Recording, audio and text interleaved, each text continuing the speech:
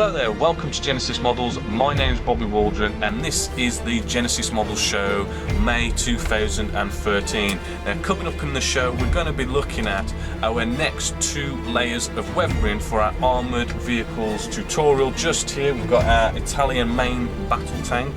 It is actually finished, but I've got all the footage to show you.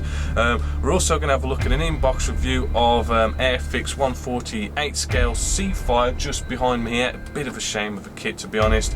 We're going to be looking at a product review of some Mr. Cement S and the Tamiya extra thin cement welding glues that I use. We're going to have a nice inbox review here of the absolute outstanding P-51D Mustang 1/32 scale by Tamiya, cracking kit. We're going to announce the competition winner for the April 2013 competition, the HE219 1/32 scale, and we're going to look at the new May competition prize, which I think you want to stick around and have a look at and enter, because it is an absolute cracker. But let's get started on our third layer of weathering our Italian main battle tank tutorial. What we're going to do now is we're going to do layer 3, our third stage of weathering, and this stage is called fading. And with this stage we're hopefully going to be bleaching and fading the panel lines down to kind of represent wear and tear, and well, more of a kind of like the sun beaming down on the paintwork and fading the paintwork, and at the same time we can get a bit of a streaking effect going on with this, well, sort of like a light streaking effect to kind of complement the general streaking of the whole model. So for this, what we're going to use some oils. We're going to be using German Ortry, we're going to be using some wash brown, and then we're also going to be using some faded naval blue, all by MIG Productions. And what we want to do is just on a palette, let's zoom you out a little bit, just on a palette here, we're just going to put on a little dollop of our 3 different colours here. Don't whack on loads, because I mean you can't get it back in the tub, and once it's out, that's it. And you know, this stuff does go a long way, so we're just putting a little bit on all 3, just like so.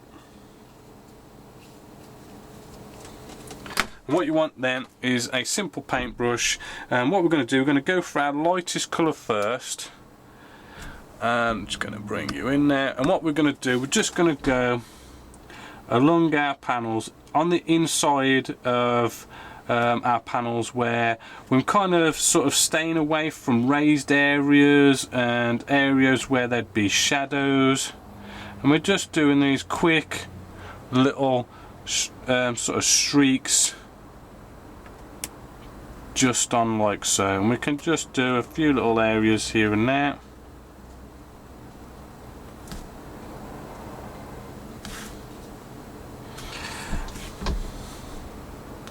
And then what we want to do is we want to then start to kind of get a bit shadowy and getting a bit darker as we get closer to, say, our edges, our raised areas, like our little bit of a raised area we've got along this armoured skirt here,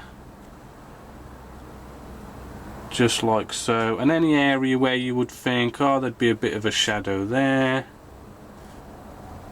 Nuts and bolts is also a good one, just like so. And then what we could do is we can also then, you know, get even more so with that and kind of come in with some blue, which you might think blue's a little bit, ooh, are you sure? But I mean, if we can come in real close to all our raised areas, detailed areas, we're going to basically make these areas nice and a bit darker, a bit shadowy, just to kind of bring them out as well. So we end up with darker colours on our recessed areas, raised areas, and on our flat areas where light would be, we're having our lighter colours. So I'm just going to quickly do all this.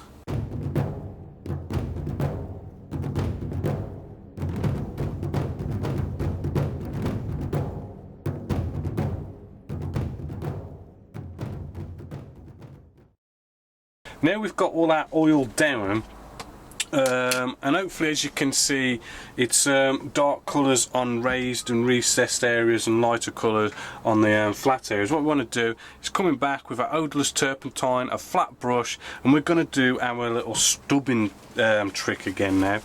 So getting some of our turpentine, and we want to set this a panel at a time. Let's not just blast it all over, let's do it a little bit at a time, and we're just streaking up and down with our flat paintbrush like so. And let's maybe get you in a little bit closer. Right, and as you can see, we're already starting to produce a bit of a fadey kind of streaky effect as we move along and streak up and down, and the colours blend like so. And you've got to kind of keep playing with it and keep sort of like trying to know when to stop. Now, I mean, really, the worst thing you could probably do here is go too far and you brush it all away and down and you've cleaned it all away, and you start again. Because really, that is the worst you can do. And at the end of the day, if you do that, you just kind of repeat the process. And if it's not as dirty as you'd like it to be, you know, again, just come back and do this whole process again and build it up stronger and stronger, and more of a stronger sort of fading to as weathered or as non-weathered as you want it to be. That is the cool thing about using oils, is that you can just nicely brush it away, clean it away as much as you like, and start again. So I'm just going to carry on with all this.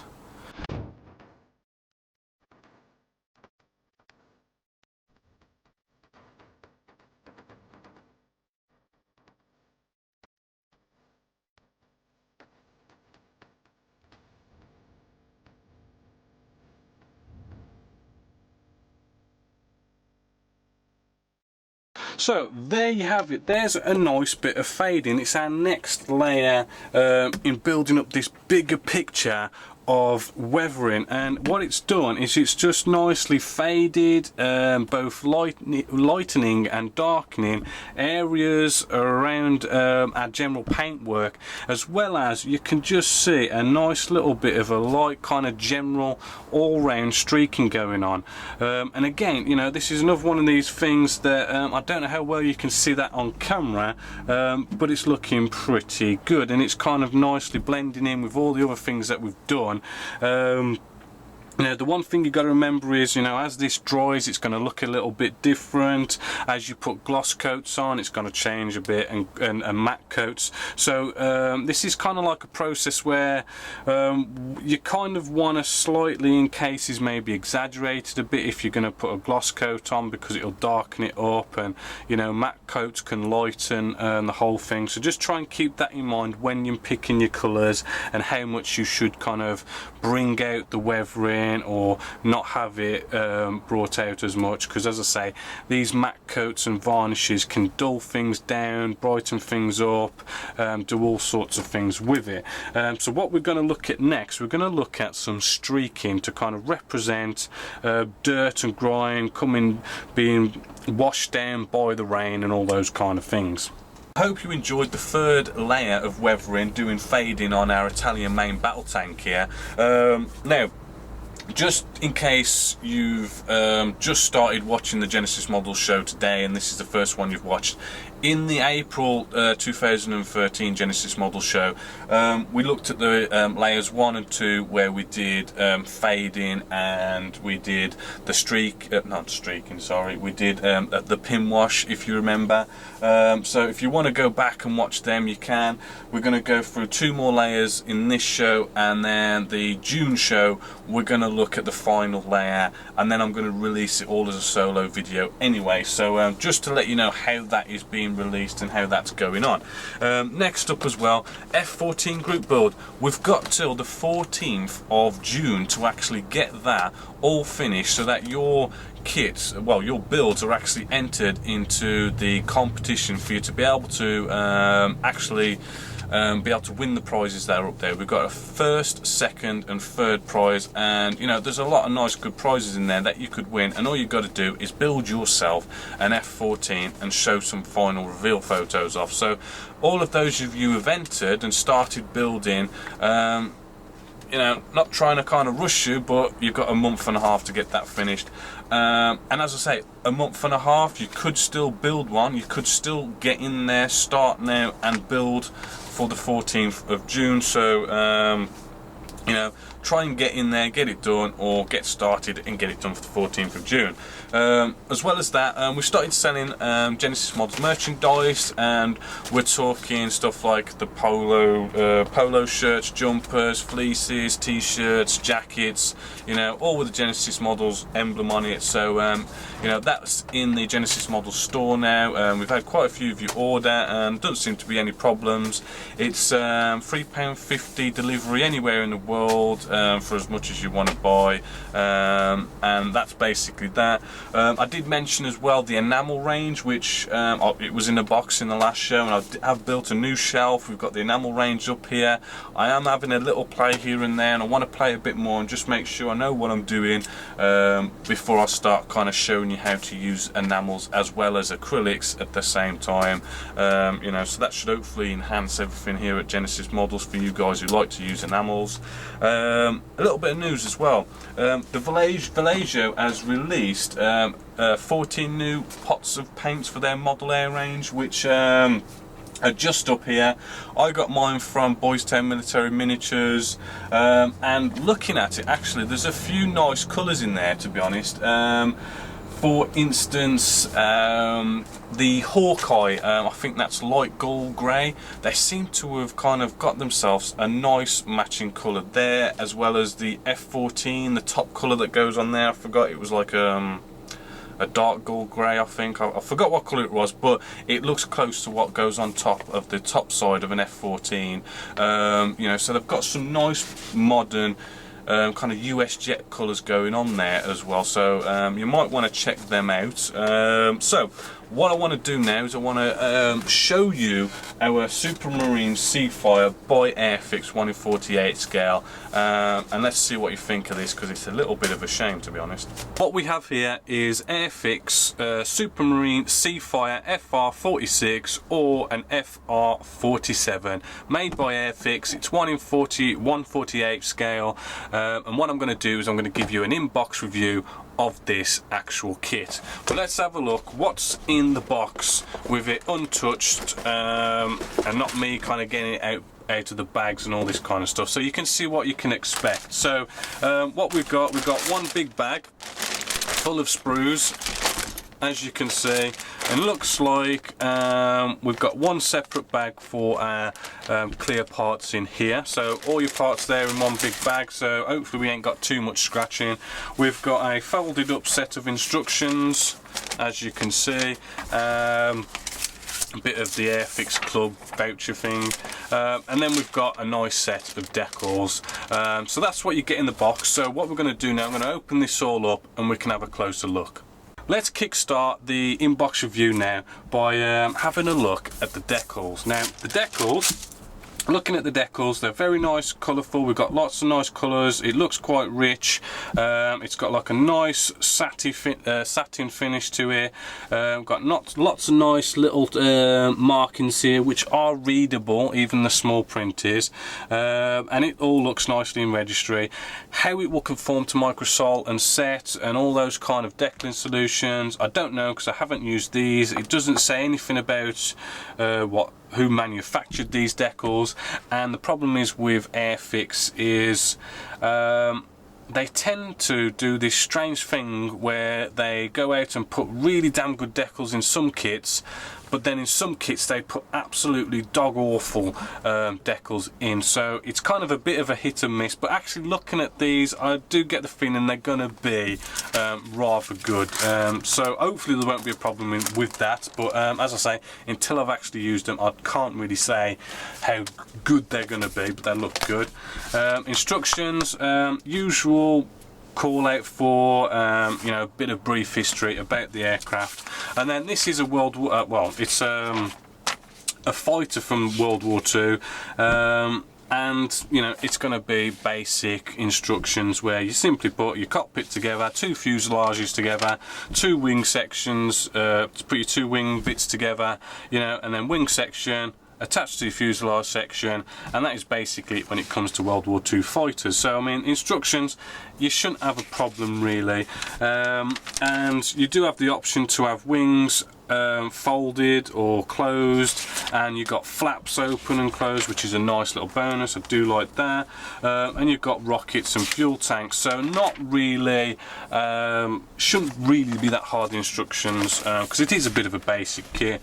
And then we've got a Supermarine Seafire FR47 markings, you know, do look nice, as well as another set of markings, which is the FR46, which, you know, also does look nice with the yellow tail and nose section. So you've got 2 nice markings there, and the decals look nice to go with it. Moving along with the kit, well, to start off, the first thing I notice is the lovely surface detail. Hopefully, as you can see, you really do get this nice recessed panel lines, recessed rivets, you know, and it's full of nice, lovely detail that will look really nice when you put whatever kind of wash you decide to put on it. Propellers, they don't look too bad. We've got some fuel tanks on here, they look pretty good. Our flaps here don't have any ejector pin marks on the inside, which is a nice bonus there. Moving along, the cool thing as well about this kit as well, we've got 2 sprues here. One sprue has the option for our wings to be in the open position, and then we've also got another sprue here which has the option to have the wings in the open position. So, you know, we've got these 2 options, but we've got 2 separate lots of pieces. So as we're not coming along and getting these pieces here, that makes it in the you know, close it, opens up your wings and stuff, so that you then have to, if you want to kind of close your wings, you've got to kind of, you know, glue this onto our piece here, and then we're kind of like filling and sanding and trying to get a nice seam line and all this stuff. We've just got this right here and we can glue that on, which just makes it a lot easier, because it can be problematic when closing up wings that are meant to be open, shall we say. But as I say, moving along, let's put this away. Again, you know, looking at the surface detail, it just looks really nice. Hopefully, as you can see as I turn it in the light, loads of bags of detail. Looks really nice on the top of the surface as well. You know, and all our ejector pin marks are just nicely placed as well, which is really good. Note this did, our air intake here did kind of come off on the sprue, but not too bad, it won't hurt that much, so that looks good. Coming along with our fuselage section, straight in there. Detail inside, you know, it's okay, it's not the best, but it should look, you know, pretty good. Instrument display panel, I mean, it does look, again, it's for out of the box, it ain't bad. I mean, you're going to be able to do something with it, you know, but it's not exactly photo etch or resin. Our pilot looks a little bit not the best, shall we say, but then the detail that goes around the cockpit, you know, it doesn't look too bad. It reminds me very much of the Seafire. I'm kind of seeing a lot of pieces in here that are from the Seafire as well. We come to our wheel wells in here, and you know, no ejector pin marks on either side, which is a nice good bonus there. No problems going to arise from that. Back to some more flaps here on our door. Again, ejector pin marks non-existent, which is always a good one. And then looking at our fuselage, you know, surface detail looks again really nice, just like the rest of the kit. Nice crisp recessed panel lines and riveting, and then turning it over, and again, you know, ejector pin marks, you know, all in nice places. Now, From what I've seen, this kit looks really nice. You know, it looks like and sounds like from other reviews I've read that it's gonna build together really nice, okay? And would be a very recommended kit. But then we come to the canopy section. Now I don't know if this is just a one-off kit that I've brought and, you know, this is what I've ended up with, or if this is something that is common with this kit, but we've got a really bad canopy. Now looking at this, the canopy is really kind of misty, cloudy, quite murky, and very hard to see through, and is just not looking nice at all. Now to polish that up and polish that out is going to potentially take a heap load of work, and even after a heap load of work that could still look naff, which is really bad because you can't really build this kit without a canopy, and this canopy is in some ways on a professional level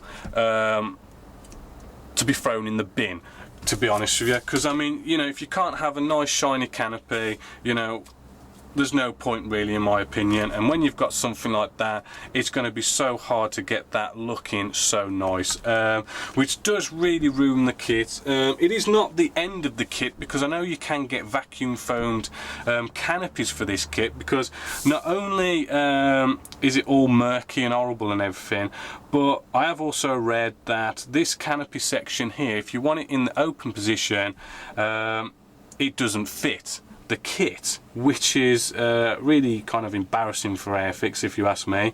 So if you want to put this canopy in, you've got to have it in the closed position as well. So it really is just one of these things where if manufacturers don't get canopies right, in my personal opinion, it ruins the kit, because there's not much you can do with canopies. As much as you can fill, sand, scribe the kit and all that styrene plastic, when it comes to the clear parts, if they mess up the clear parts, that is it.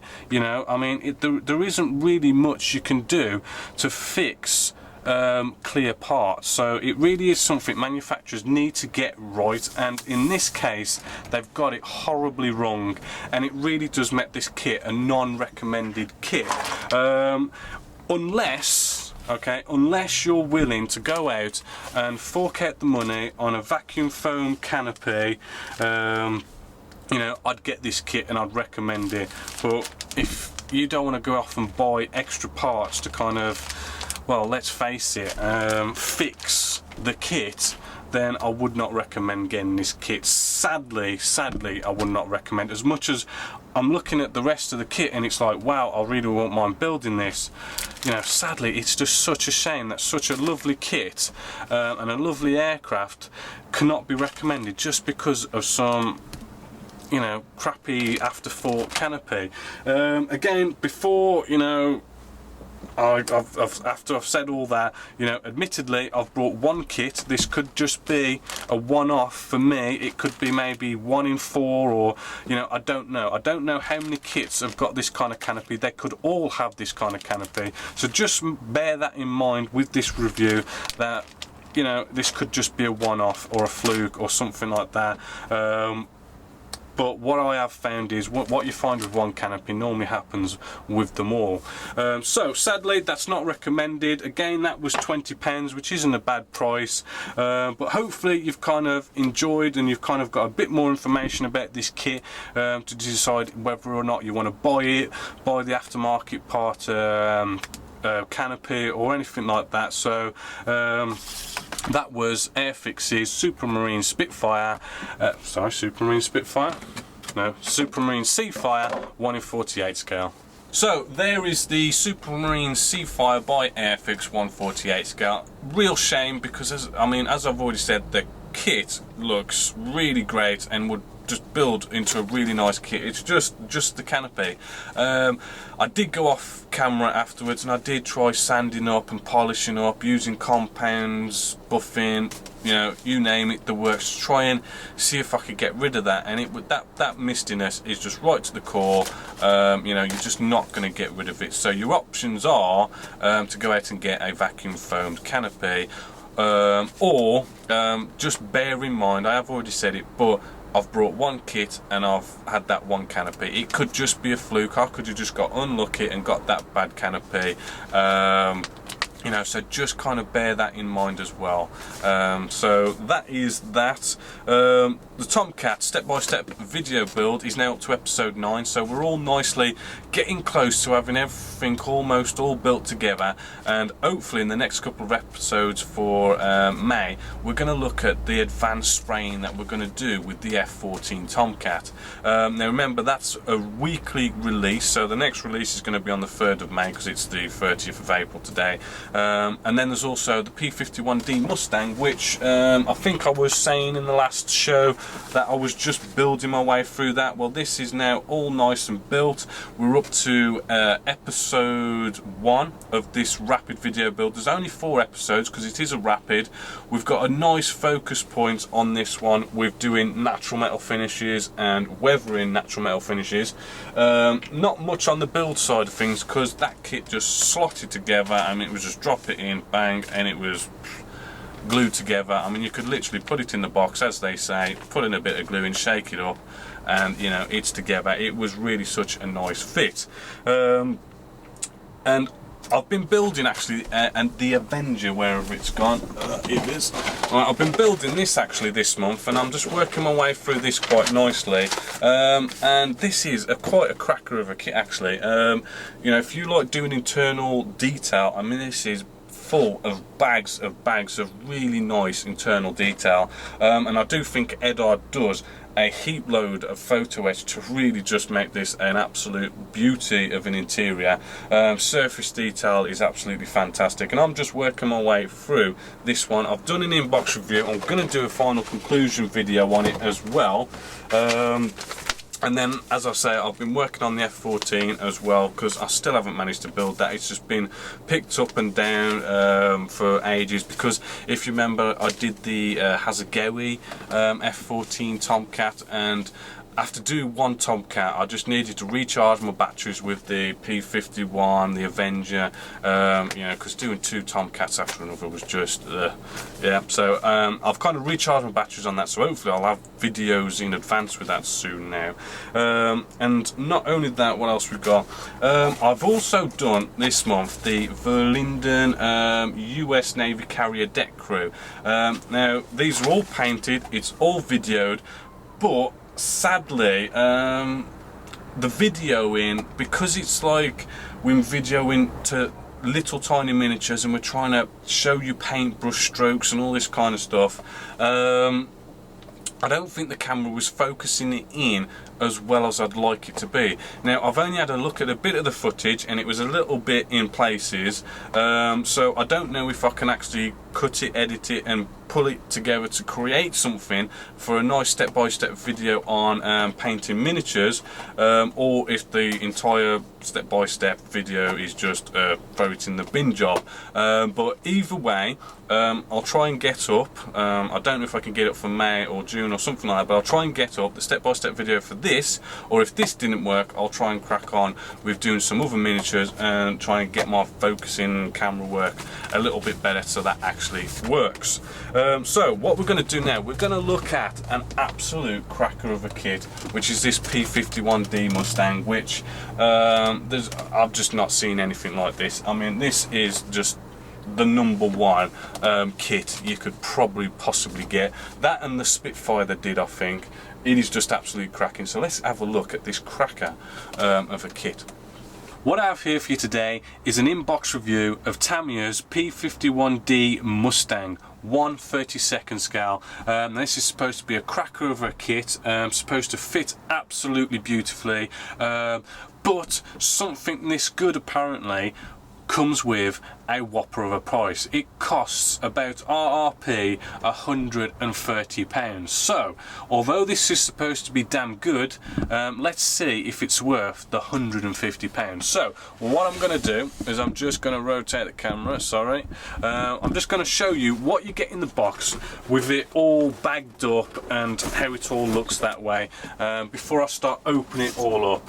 Now as you can see, inside the box we have got literally all our sprues, by the looks of it, are all nicely separately bagged, and we have got loads and loads and loads of sprues, and happily separately bagged, although one or two of them have got maybe 2 sprues bagged together, but I shouldn't think that's much of a problem. As you can see, lots of sprues separately bagged. Looks like we've got a nice little correction sheet here. I don't know, something may be wrong with the instructions. Some more useless information. And then we've got this, what's it say it is? It's a reference manual, which is quite nice. Basically, it's like a nice little booklet giving you some nice information and reference photos, as you can see. Nice couple of pages there. And we've got a load of nice close-up detail work of the actual aircraft, which is really nice, but these photos are rather small. But that is a nice little touch. But then again, for £130, it should be a nice touch. Nice little decal sheet here. It looks like we've got some masks for our canopies as well. We've then got this big whopper of a instruction manual, as you can see there, and then we've got what looks like a bit of a decal and colour scheme call out here. Nice glossy paper, looks nice. We've then got another little section over here which houses some of our engine panels, by the looks of it there. And then we've got another little box here which I think is going to hold some of our nice little goodies, which we just open this up, and yes, again we've got all our nice clear canopy parts separately bagged, 3 bags worth of canopies. We've got some screws, we've got some magnets with this, photo etch, again 2 sheets of that and separately bagged. And then we've got some nice rods here, which I'm not sure what they're going to use that for, but we'll have a look in a bit. Moving through, what else have we got? We've even got some rubber wheels, a nice another touch there, and we've got a screwdriver and what looks and feels like some rubber parts here. So what I'm going to do now, I'm going to unbag all this and we're going to have a right good close look. Now just remember, this is probably going to be a very long in-box review because this is a big kit to cover. Right then, we're going to start off with our first couple of sprues. Now as I say, this is going to take a bit of time, but I want to work my way through all the sprues, and there's lots of sprues, so you know, I'm going to be cutting away here and there. So to get started, we've got our first little sprue here, and looking at it, I mean, everything does look nice and crisp. We've got our propeller here, which does look really nice and crisp. Let's bring you in. All nice and crisp there. We have got little ejector pin marks here and there in quite a few places actually, but they are quite nice, neat ejector pin marks. I think you can see them. It's just, where have they placed them? Are they in bad places? That's the question. As for flash, I mean, there's just no flash going on with this at all, but we do have lots of nice detail going on. So just moving to our next one here, we've got our wheel well doors. Now looking at this, nice detail going on here for stirring plastic, but I mean, I am seeing actually several ejector pin marks inside here, although they look neat enough to almost kind of, you could almost get away with it, but to sand them out is gonna be a bit of a pain, because I'm feeling, yeah, those are raised ejector, they are raised rivets inside there, so to sand out those ejector pin marks, you're going to be sanding away raised rivets, so Yes, so shall we say, for such an expensive kit. Wheel well doors, again, you know, we've got these ejector pin marks going on all around there. Those should be a lot easier to sand out though, to be honest, so at least that isn't too bad. But we've got loads and loads of tiny little pieces going on with this kit.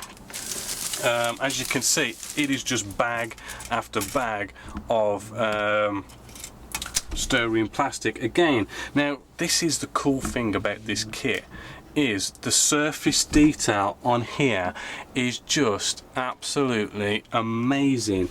I mean, that there, believe it or not, is loads and loads of fine tiny little recessed rivets, which is absolutely shall we say gorgeous. You know, I can just imagine though that, you know, sanding dust getting in there, I mean, that could be a pain to try and get a wash in there and stuff, but I mean, you know, I still think it's gonna look good, because apparently this fits together absolutely gorgeously, so I don't think you're going to be doing like masses of sanding with this kit. But as you can see, you know, it is looking absolutely gorgeous.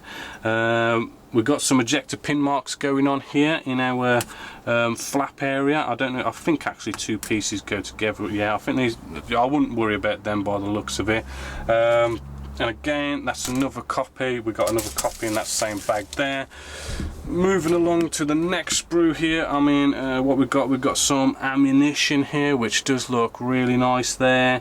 Again, some more ammunition there, and I think we've basically got all our little engine bits, which from what I've seen of this kit, I mean, all our engine bits really do build up into a gorgeous engine that you can have lovely on show with this kit. So far, I mean, everything looks nice, crisp, no flash, but a few ejector pin mark problems. We get ourselves a nice bit of ground crew and pilots, which, you know, they do look rather nice, but for 1 in 32nd scale, I don't know, I think it could be a bit better, but still not bad. We've got ourselves some nice fuel tanks as well. I won't get absolutely everything out of the bag. You do get this nice stand as well, which you can have if you want it in a in-flight display. You can put it on this nice stand. I hope you enjoyed that little clip of our P-51D Mustang here. Sorry I had to cut it short because it's a whopping 25 minutes long, this inbox review, and you know, there's only so many minutes I can squeeze into this show. So look out for the solo release, and hopefully you can watch the whole thing to see it in more detail and get in there and see all the details to this magnificent kit, because it's such a high price. You know, I think if you watch the review, you're at least going to be able to see and know whether you want to kind of part with that kind of cash. Which, just as a note, actually, Boys Town Military Miniatures have got this on sale at £99 rather than the retail price of 130. So, you know, 30 quid off isn't bad. So what is really coming up for May? Well, I've already said I'm going to be picking up the F14. I'm going to finally finish it, and you know, I'm not going to put it down until it's done this time.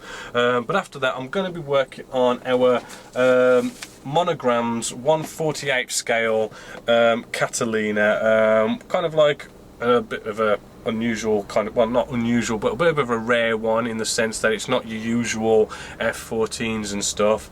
You know, I'm going to enjoy doing this one. It's, you know, it's quite colourful as well, quite a big one as well to put together. But I mean, we're going to be doing inbox reviews videos and final conclusion videos on that, and well, you know, here we come to what I was kind of hinting at in the April show, and that is what is the next step by step. And I have been saying I want to do a nice step by step on our first armoured vehicle, and you probably guessed it, because I mean, you know, being British and being ex-Royal Armoured Corps, it's going to be a Challenger 2 main battle tank, 1/35th scale, and it's made by Trumpeter. Now I've picked the Trumpeter for a reason, because Tamiya does do a Challenger 2, and it does look better from what I've seen, but it's a whopping £40. And when I was looking at buying one of these, it was a choice of buying the Tamiya or buying the Trumpeter, but buying some goodies to go with the Tamiya, and that's why I've gone some goodies to go with the Trumpeter. Sorry, and this is why I picked the Trumpeter, because just got it right here. We've got this mass of photo etch. Hopefully you can see we've got lots of photo etch here, and it's literally photo etch both sides, loads of it, and it's going to make a great focus for this step-by-step video build, where we literally get to go to town and go nuts and have a right good focus on photo etch. So if you've ever had problems with photo etch before in the past, we're really going to cover it with this step-by-step video build. Whereas if I brought the Tamiya kit, well, it's not recommended that you use that photo etch for Tamiya, and there wasn't really much aftermarket parts I could find for the Tamiya kit, so that's why I've gone for Trumpeter. And really, when you can buy that kind of aftermarket parts for the Trumpeter, it kind of makes the Trumpeter kit better than the Tamiya, for me personally, because it's going to look fantastic with all that photo etch. And this kit, I mean, you can pick it up for like £10–20, so I mean, the amount you pay for the Tamiya kind of, you know, sort of helps pay for all your aftermarket parts. So you're wondering, when are you going to see this? Well, as you can see, I haven't started building it yet. I'm hoping to start building this Challenger 2 somewhere at the end of May-ish, and probably hopefully get maybe episode 1 out at the end of May, maybe the beginning of June or something like that. But that's a nice heads up for you for what is to come for the next step by step. So now we come to probably what a lot of you have probably been waiting for, is the April competition. Who is the winner of what I showed you last month, which was our HE 219 1/32 scale, made by Revell. Nice big cracking kit. It's worth, I think it's RP of about £50 or something like that. Now I did the random number generation program thing, and counted down the forum thread, and the name that came up was Helldiver. So congratulations to you, Helldiver, for winning our HE 219. I will be sending you an email, and I will be getting your mailing address, where I will then post this out to you free of charge. So congratulations for winning that, Helldiver. Now you're probably thinking, what is going to be the May competition, which I must say is an absolute cracker of a kit. You know, the best probably competition prize we have done to date, which I'm going to tell you after the last video for this show. And the last video for this show is the Mr. Hobbies Mr. Cement S and the Tamiya Extra Thin Cement, and these are basically welding glues that don't glue two pieces of plastic together, but it melts the plastic and literally welds them together. And we're going to basically have a quick little product review on these glues here, and in a way it's a little bit of a tutorial on gluing at the same time. So let's take a look at using these two products. What I have here is a nice product review of two products. We're going to be looking at Tamiya Extra Thin Cement and Mr. Hobbies Mr. Cement S. Now what this video product review is going to basically kind of show you the kind of glues that I use for gluing my styrene plastic models, your standard plastic models, shall we say. Now there are plenty of other glues out there that you can use for the same kind of same purpose. I mean, you probably all know what you probably get free with most kits is these kind of glues, the poly cements. They're quite thick, and you know, you get problems with these, which I'll kind of just show you. You probably all know. I mean, if we open up one of these, what you'd normally do is you'd get, you know, two pieces of plastic, and we'd just kind of like put a bit of glue down the side, and then you'd come along and get the right piece first. There we go, and you come along and you just push them together like so, and that would glue your model. But then, you know, you get all these things where you kind of have it squirt out the sides, and you end up having, like, you know, cobwebs and everything, and fingerprints sort of appear, and it's not the professional way of doing things, you know. So that was the old way, and now I just want to show you what I like to use now is professional kind of modeling glue, and is these two products here. And the question is which one's best or not, and all these kind of stuff. Now, how we do gluing now these days is we don't come along and apply the glue. I'm just going to use the Mr. Cement S for this. You don't apply the glue and then put the piece together. What we do is we put our piece together, and then because this glue is so thin, it's like thinner than water, you know, it has such a nice capillary action that you just literally brush down your join line like so, and the glue just goes sinking right in to our join line here. And excuse me, because it's so thin, what's left on the surface just evaporates, and you just have the glue nicely in the seam line. It just gives you a much more professional, more neater, stronger join than using our old stuff here. So just to show you, Tamiya Extra Thin is just the same, just as well, I won't say just as thin, but you do the same thing. You brush it on the top of where your join line is, and the capillary action just sucks it right down into the joint, and you get yourself a nice, perfect, much more neater join. Now this stuff is quite potent, you know, it does kind of really get to you if you breathe it in, so having windows open, a door open or something like that, because it is, as I say, quite potent. And be careful about trying, and if you spill them and knock them over, because you know it just kind of eats into everything. Now the thing is, what's the difference between these two? To be honest with you, not much at all. I can't really say that one's really better than the other.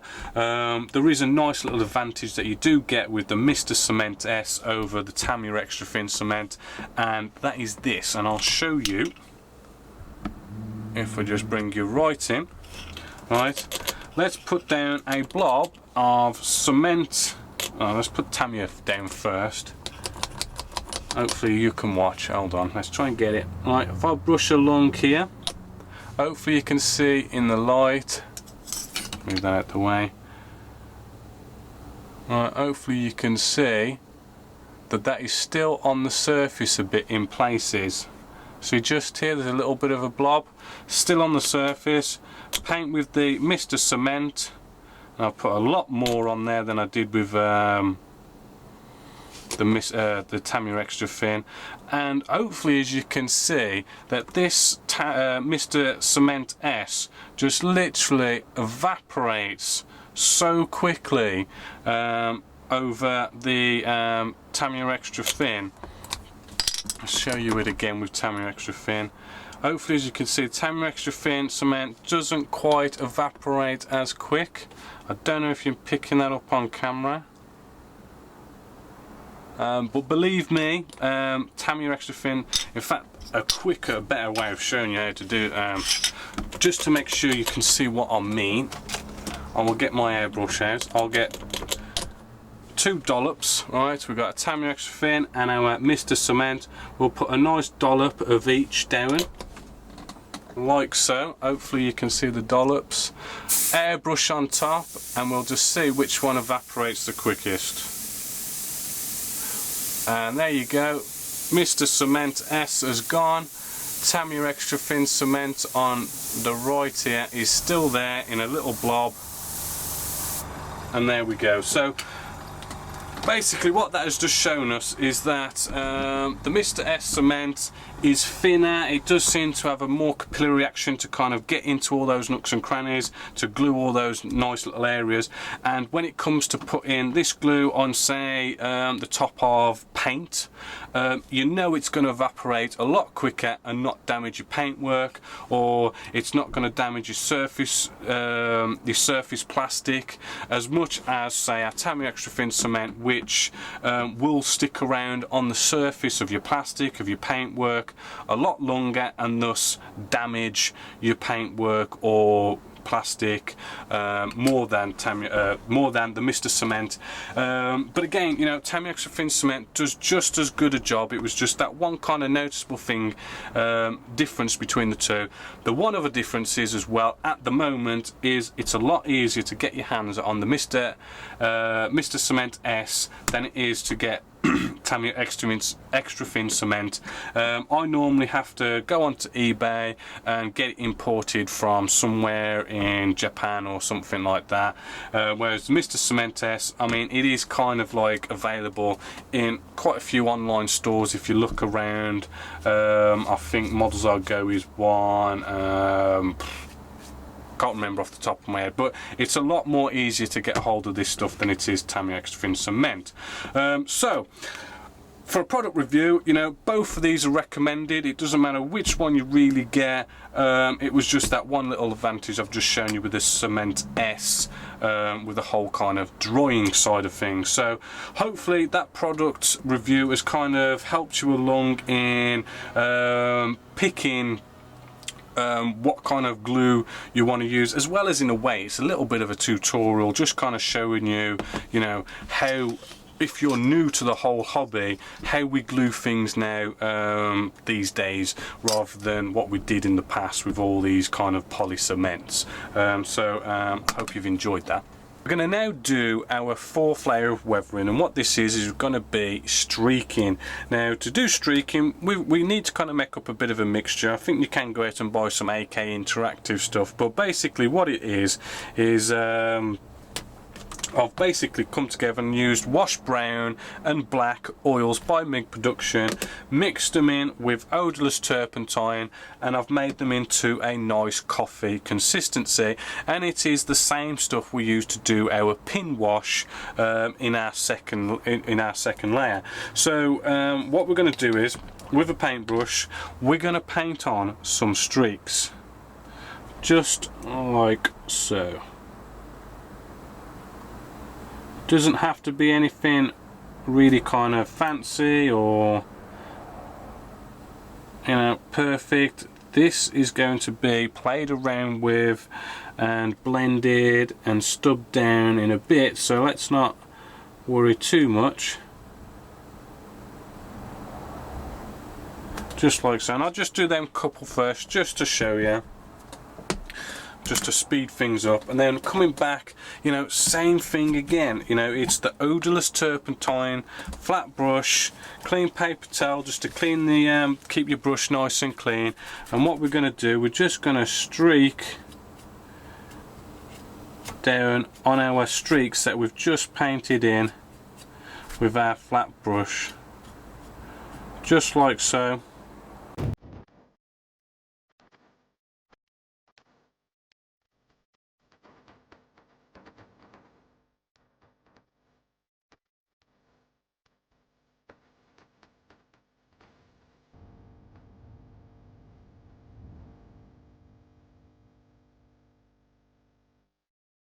Hopefully, as you can see there, we've played around with the streaks that we've painted on until we get that nice blended, weathered, streaky, dirty looking look to it. And the cool thing about it is, because you're cleaning it, it's again the same thing with the whole oil thing, is you can streak up and down until you completely clean it, completely all back to it as it was, so you can't really make any mistakes, because all you do is you come back and you just paint them back in like so, and give it another go until you get the streak that you want. And if you could kind of do that in all the areas where you know, grime is going to kind of like be washed down by the rain and all that kind of stuff. So looking at reference photos, go have a look at your car outside, you know, look at where you see all the rain coming from, and where you get these dirty streaks and whatnot, and then kind of put that in the places onto your model to represent it as realistically as you possibly can. Now, the next weathering stage we're going to do is we're going to be looking at doing some mud and mud splattering and all that kind of stuff to really kind of muddy up all our tracks and wheels and a bit of nice mud splatter. Nice little product review there on some glues by Tamiya and Mr. Hobby. So we're going to come to the May competition 2013. Now, before I show you, the way to enter is simply you need to be a member on the forum. Now the forum is completely and utterly free. You don't have to pay a single penny to register or anything like that. It's the website where you register as a separate account, which is going to be your subscribing account, where you pay the £3.99 a month fee to be able to watch all the videos and get the full benefits of Genessis models. But the forum is for free for everyone. So you register as a free member, and as a free member, I mean, all you got to do is, you know, you put in your email address, a username and password, and you're a member. Okay, you do have to confirm your email address, but still, that is it. And then all you got to do is you go into the May 2013 competition thread and post something like "I'm in, count me in," or something to that effect. That is basically gets you entered into the competition. And then what happens is, come June, the June Genessis model show, I will do a random number generation program, and that number I will go off and count down the thread until I come to whatever the number was, and that is whoever wins. And as you've probably just seen me do with the April competition, I will send out an email asking for your mailing address and then ship the prize out to you free of charge. So the May competition for 2013 is, you might have guessed it because it has been behind me the whole show, it is the whopping Tamiya's North American P-51D Mustang 1/32 scale. This is a kit that costs about £130, and it is an absolute beaut. Even if you do not want to build this kit, you can go off and sell this on eBay and get at least £100 for it, because it is a proper damn brilliant expensive kit. You cannot go wrong with this kit.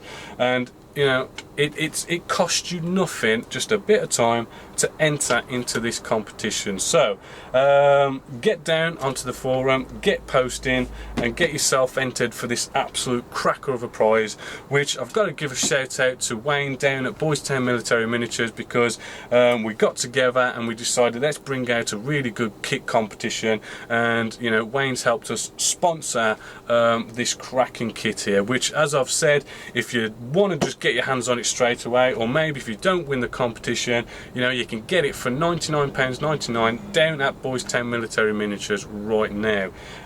So hopefully you're going to get in on that and enjoy that. So that is basically it now for the Genessis model show. I did say I was going to try and get some vintage airbrushes, do a little brief history about airbrushing. I did get the airbrushes and they do look really nice. It's nice to see a nice bit of 1930s airbrush going on, but sadly I didn't get the time to kind of squeeze that video in there, so maybe somewhere down the line I'll release it as a solo. But until next month, I'm going to leave you now with some pictures of work that has been done by other members on the forum at Genessis Models. So until next time, my name is Bobby Waldron, this is Genessis Models, and I hope you enjoyed.